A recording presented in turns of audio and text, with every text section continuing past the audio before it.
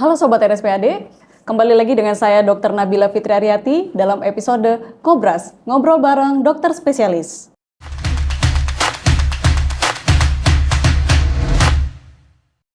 Kali ini kita akan membicarakan mengenai topik yang sangat penting diketahui, baik untuk tenaga kesehatan maupun untuk kalangan awam, yaitu mengenai penyakit Kawasaki. Nah, penyakit Kawasaki ini juga akan diperingati ya sebagai Hari Kawasaki Awareness Day yang akan jatuh pada tanggal 26 Januari 2026. Nah, bersamaan dengan itu kita sudah kedatangan nih narasumber yang sangat spesial di bidangnya, yaitu Dr. Nusarintowati, spesialis anak, subspesialis kardiologi. Mari kita sapa bersama. Selamat siang, dokter. Selamat siang. Halo Sobat RSPAD. Halo Sobat RSPAD. Apa kabar, dokter? Baik. Alhamdulillah. Nah dok, kita langsung aja nih dok membahas mengenai topiknya ya dok. Sebenarnya apa sih dok definisi dari penyakit Kawasaki itu? Oh ya, Dr. Nabila. Jadi sebelumnya saya ingin menjelaskan bahwa penyakit Kawasaki ini nggak ada hubungannya dengan otomotif ya, walaupun namanya Kawasaki. Ini hanya untuk menghormati Dr. Tomisaku Kawasaki, orang pertama yang melaporkan penyakit Kawasaki ini kurang lebih hampir 60 tahun yang lalu. Oke, sudah cukup lama ya dokter. Sekitar tahun 1961 penyakit ini yang ditemukan pertama kali, tapi baru dilaporkan oleh beliau tahun 1967. Walaupun sudah selama itu ya Dr. Nabila, kita masih belum tahu secara pasti etiologi atau penyebab pasti dari penyakit Kawasaki. Akan tapi yang kita ketahui adalah dari gejala klinisnya itu terdapat vaskulitis yang sistemik atau peradangan pembuluh darah yang luas seluruh tubuh yang menyebabkan anak-anak ini mengalami demam tinggi yang terus-menerus selama 5 hari yang tidak dapat dikendalikan oleh obat penurun panas. Berarti penyakit Kawasaki itu sangat berbahaya ya dok, karena bisa menyebabkan demam tinggi. Nah dok, ini kan ditemukannya di Jepang nih dok. Tapi kenapa sudah sampai di Indonesia ya dok? Gimana tuh dok perjalanannya itu? Kebetulan ditemukannya di Jepang ya, mungkin kalau di Indonesia namanya jadi beda ya. Iya. Tapi insiden banyaknya ini di anak-anak areanya Asia Pasifik. Asia Pasifik. Yang laki-laki itu 1,5 kali lebih sering menderita penyakit Kawasaki ini dibandingkan anak perempuan. Insidensinya pun kurang lebih 3.000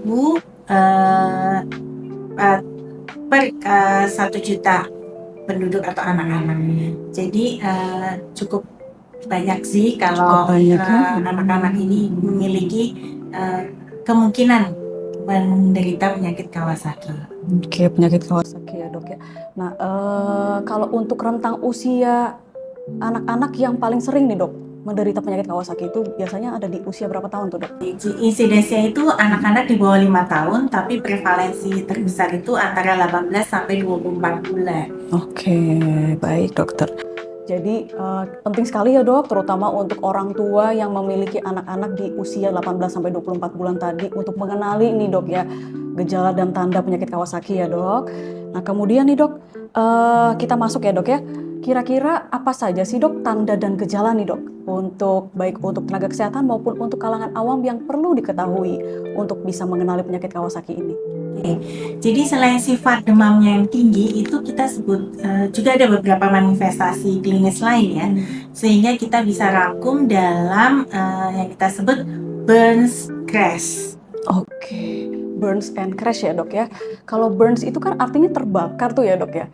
Nah itu gimana tuh dok untuk penjelasannya dok? Jadi karena sifat demamnya ini tinggi sekali, jadi kalau derajatnya bisa 39-40 bahkan lebih, terus menerus selama 5 hari berturut-turut. Bahkan kalau tidak kita kendalikan itu bisa berlangsung sampai 1-3 minggu.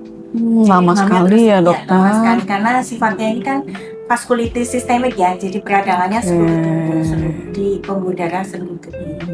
Jadi kita sebutnya burns, jadi terbakar. Baik dokter, berarti untuk burns itu sendiri adalah demam tinggi ya dokter dan tidak bisa turun dengan penurun panas biasa ya dokter. Lalu untuk crash-nya nih dok, berarti dimulai dari C ya dok. Nah C itu apa tuh dok? C-R-A-S-H gitu. Kita mulai dari C ya. C itu adalah conjunctivitis. atau seperti pelebaran pembuluh darah di area konjungtiva bulbar ya, jadi area yang mata kita yang area putih itu dia kemerahan, tetapi tidak disertai adanya eksudat atau tidak ada produksi sengkret, atau kalau orang bilang tanpa belekan lah gitu ya, jadi konjungtivitis yang tidak disertai dengan eksudat. Oke, itu tadi yang C ya dokter. Lalu untuk R-nya nih dok, apa tuh dok? Itu adalah ruam ya atau crash. Crash pada penyakit Kawasaki ini luas ya, utamanya di daerah trunkal ya, daerah dada, punggung maupun tangan dan kaki. Bentuknya tuh multiformis, jadi bentuknya itu beragam, luas seperti plakat. Jadi ada beberapa bentuk yang nanti bisa dilihat. Bahkan untuk anak-anak yang memiliki scar pada BCG, bekas suntikan BCG, kadang-kadang itu juga muncul kemerahan. Itu salah satu tanda bahwa kemungkinan terkena penyakit Kawasaki. Berarti tadi ruam kemerahannya bervariasi ya dokter bentuknya, sehingga bisa menyerupai ruam kemerahan pada penyakit lain ya dok ya. Sifatnya tapi luas dan multiformis. Jadi bentuknya tuh macam-macam. Jadi bervariasi seperti itu ya dokter. Lalu untuk A-nya nih dok, apa ya dok? Kalau A-nya itu adalah adenopati atau kelenjar getah bening. Kelenjar getah bening yang pada penyakit Kawasaki ini terutama di area cervicalnya, daerah kepala anterior, dan biasanya satu sisi aja. Nah ini kurang lebih diameternya di atas 1,5 cm. Kalau besar sekali orang bisa langsung kelihatan ya, langsung nah ini kenapa nih ya kok ada bengkak. Tapi kadang-kadang dia tidak bisa terdeteksi karena masih harus diraba karena diameternya yang kecil, atau orang terlewatkan untuk memeriksa kelenjar getah bening area kepala pada anak dengan demam tinggi. Demam tinggi berarti memang diperlukan kejelian ya dokter untuk mendeteksi kelenjar getah bening tadi, karena bentuknya itu bisa kecil dan bisa tidak terlihat ya dokter dengan kasat mata seperti itu ya dokter. Salah satu yang kita sampaikan itu adalah yang penyakit Kawasaki ini sebagai creep imitator, dia juga bisa sebagai diduga orang sebagai penyakit yang lain. Baik dokter, kemudian tadi sudah A ya dok. Nah untuk S-nya nih dok, apa ya dok? Ini S ini menarik ini karena hanya beberapa penyakit yang memiliki kekhususan ini, yaitu di area lidah itu memerah seperti buah stroberi. Jadi lidahnya merah sekali dengan papil-papil lidah yang membesar ya, menonjol gitu ya dokter. Sehingga dia seperti buah stroberi. Bahkan di mukosa bibirnya itu dia bisa tampak merah, pecah maupun kering ya. Bahkan kadang juga bisa berdarahan ya guys. Sehingga menyerupai buah stroberi tadi ya dokter. Ya, baik dok, kemudian yang terakhir nih dok, H-nya ini apa nih dok? Nah, kalau H ini hands and feet. Jadi pada tangan dan kaki termasuk telapaknya itu dia seperti edem ya, seperti bengkak gitu namanya. Bengkak itu pada fase akut. Nanti pada fase subakut kadang-kadang di tepian kuku itu muncul seperti pengelupasan ya, squamous. Nah, kadang-kadang sampai minggu kedua, ketiga bisa terjadi pengelupasan di area telapak kaki atau telapak tangan. Ya, berbahaya juga ya dokter ya? Iya, jadi tidak nyaman ya. Jadi tidak nyaman betul. Itu saking sedemikian beratnya vaskulitis yang terjadi pada pasien. Baik, berarti itu tadi ya dokter, singkatannya adalah burns and crash ya. Ada satu lagi, kalau misalnya berbulan 1-2 bulan, kadang di kukunya itu muncul seperti garis transversal gitu, dan dia dalam. Itu kalau termasuk patognomonik ya, masuk tanda bahwa anak ini sudah mengalami penyakit Kawasaki, karena itu kita sebutnya Beers line. Beers line itu kalau sudah fase yang lanjut ya dokter ya. Jadi ada tanda garis ya, fase konvalesen atau fase pemulihan ya dokter, betul ya dok. Baik dokter, jadi burns dan crash tadi memudahkan sobat RSPAD sekalian nih untuk bisa lebih mengingat ya dokter, sehingga kita juga bisa lebih aware nih dok terhadap tanda dan gejala dari penyakit Kawasaki itu sendiri. Nah kemudian nih dok, apakah penyakit Kawasaki ini memiliki perjalanan penyakit seperti itu dok? Apakah ada fase-fase tertentu yang kita harus ketahui dokter? Betul, perjalanan penyakitnya nanti ada klinikal manifestasi ya, yang nanti sobat RSPAD bisa memantau ya, dari baik fase akut, subakut maupun konvalesen. Komplikasi yang paling sering yang kita takutkan adalah apabila kena pada area kardiovaskuler. Dan itu sudah dimulai di minggu pertama, bahkan bisa sampai minggu ke-6 atau fase konvalesen. Apa yang terjadi? Bisa terjadi miokarditis. Dan yang paling kita khawatirkan adalah timbul aneurisma atau pelebaran pembuluh darah koroner. Mungkin lebih enak kalau saya tunjukkan ya. Baik dokter, biar lebih tergambar nih ya dok, untuk sobat RSPAD sekalian ya dokter. Jantung kita bentuknya seperti ini, kan jantung kita diperdarahi oleh arteri koroner ya. Oke dokter. Arteri koroner ini yang melingkupi seluruh area otot jantung. Itu kadang-kadang bila terkena penyakit Kawasaki dia akan melebar ya, aneurism di area-area. Dan ini sangat berbahaya. Kenapa? Karena ini kan sifatnya dia memperdarahi otot jantung. Apabila terjadi sesuatu kelainan akan memengaruhi fungsi dari jantung itu ya dok. Berarti itu salah satu komplikasi ya dok ya, atau komplikasi yang terberat yang ditakutkan terjadi pada penyakit Kawasaki. Penyakit Kawasaki yaitu tadi bisa terjadi aneurisma ya dokter di arteri koroner jantung, sehingga bisa mempengaruhi sirkulasi dari organ jantung itu sendiri ya dokter. Itulah sebabnya kita dianjurkan juga untuk memeriksa ekokardiografi atau USG jantung untuk melihat apakah ada kemungkinan terjadi pelebaran pada arteri koroner pada anak tersebut. Oke, berarti nah untuk ekokardiografi ini dok kira-kira perlu dilakukan pada fase-fase apa saja tuh dok? Fase akut jadi setelah 7 hari ya, akut menjelang mau subakut, termasuk fase konvalesen setelah 4 minggu dari penyakit Kawasaki. Baik dokter, berarti berkala ya dokter, bisa dari awal sampai dengan akhir ya dok berarti ya dokter. Nah kemudian dok, apakah diperlukan nih dok pemeriksaan laboratorium tertentu untuk mendiagnosis penyakit Kawasaki ini dokter? Kalau penyakit Kawasaki ini tidak ada laboratorium atau pemeriksaan penunjang yang khusus ya. Nanti tapi karena sifatnya itu adalah vaskulitis atau peradangan, maka biasanya yang meningkat adalah C-reaktif protein atau CRP-nya bisa meningkat tinggi, dan juga dikatakan LED itu juga bisa meningkat. Selain itu juga ada trombositosis. Trombositosis itu adalah trombosit yang lebih dari angka normalnya, bahkan bisa mencapai juta ya, yang biasanya cuma mungkin 300-400 ribu, ini bisa 400 ribu, 700 ribu, bahkan sampai juta kadar trombosit dalam darah sebagai reaksi inflamasi terhadap penyakit Kawasaki. Jadi imun tubuhnya itu membentuk trombositosis. Trombositosis, berarti kalau udah sampai juta-jutaan gitu bahaya sekali ya dokter, karena bisa menyumbat ya dokter. Baik dokter. Nah kemudian nih dok, kita berangkat dari tadi sudah dengan riwayat penyakit ya dokter, kemudian pemeriksaan laboratorium. Nah kan tadi dokter sempat bicara nih dok, kalau penyakit Kawasaki itu disebut sebagai the great imitator atau bisa menyerupai penyakit lain ya dok ya. Nah kira-kira bagaimana sih dok, atau dari praktek klinis dokter nih dok, dari pengalaman sehari-hari, bagaimana caranya supaya kita tidak terjatuh kepada pitfall nih dok dalam mendiagnosis penyakit Kawasaki ini?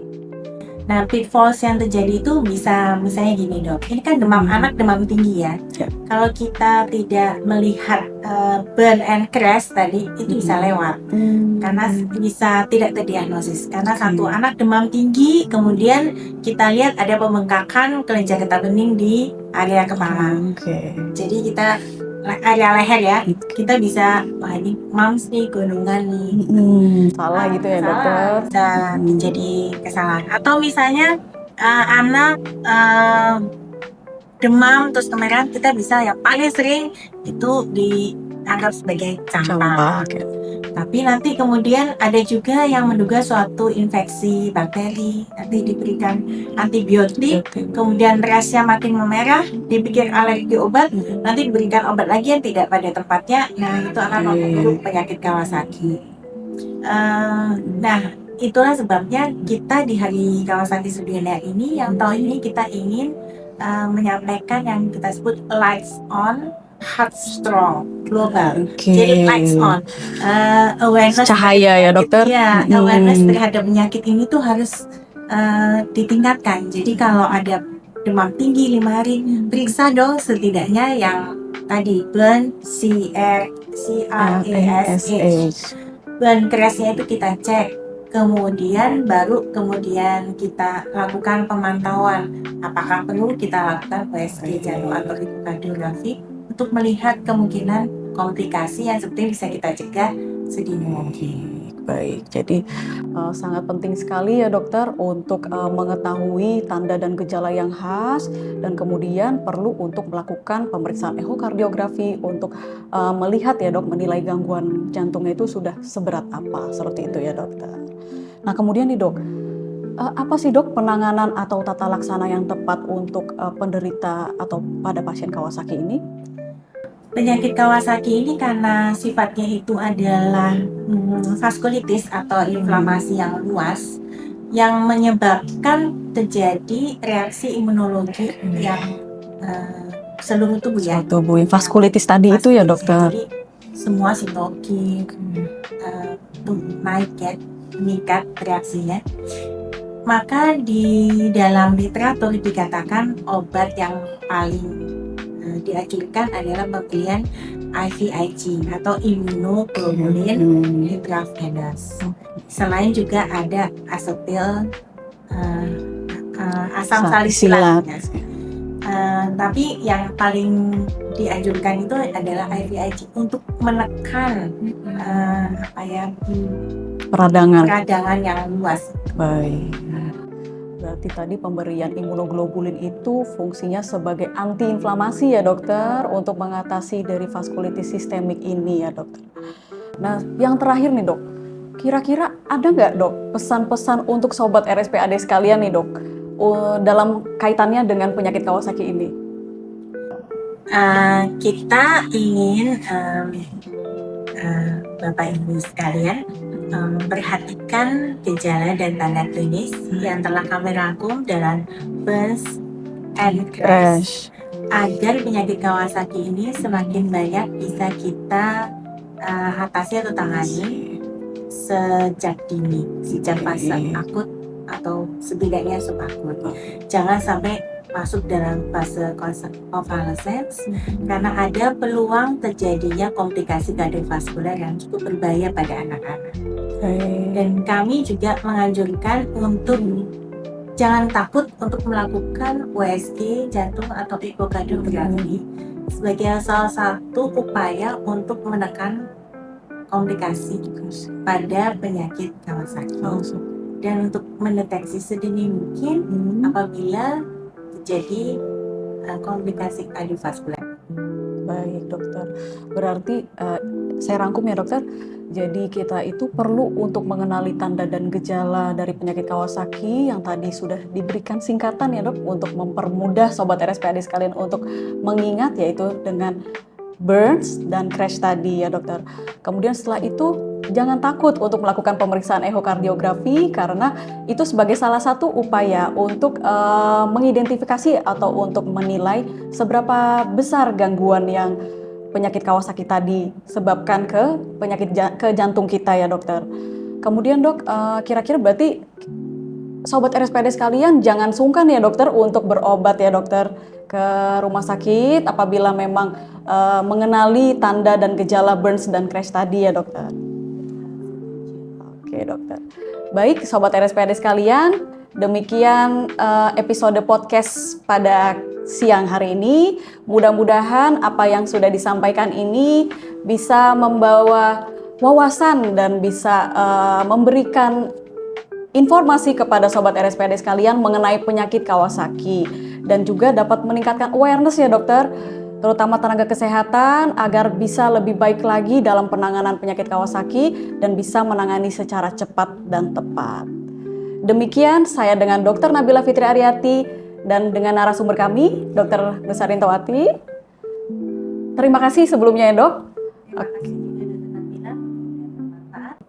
Dan kita di RSPAD juga bisa melakukan pemeriksaan ekokardiografi untuk kemungkinan Bapak Ibu sekalian ingin melihat apakah anak dengan riwayat demam dan beras atau ruam selama 5 hari itu kira-kira ada nggak sih kemungkinan suatu aneurisma pada koroner. Dari koroner. Terima kasih. Baik. Terima kasih. Salam sehat Sobat RSPAD.